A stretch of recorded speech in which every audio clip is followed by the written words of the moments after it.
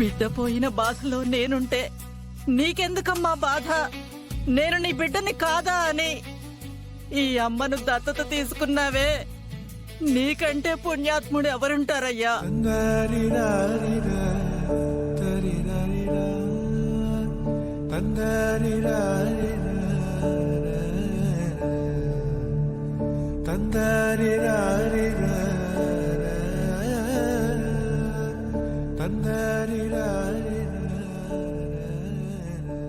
నీ మంచితనం అందరికీ అర్థం కాకపోవచ్చు.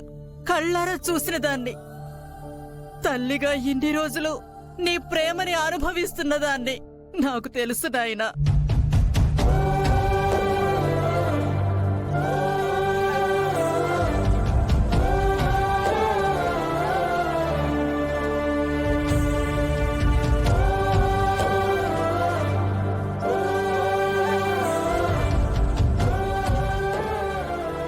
నిజంగా నా బిడ్డ ఆత్మకు శాంతి కలగాలంటే నీ చేతుల మీదుగానేనయ్యా ఈ కార్యక్రమం జరగాలి.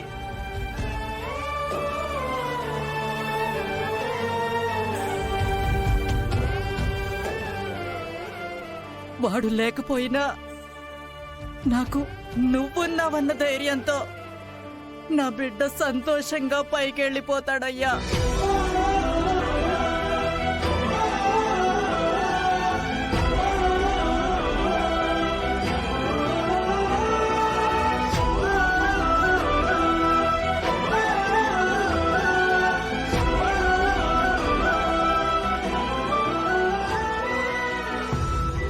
దయచేసి నా బిడ్డకు శాంతి కలిగించు.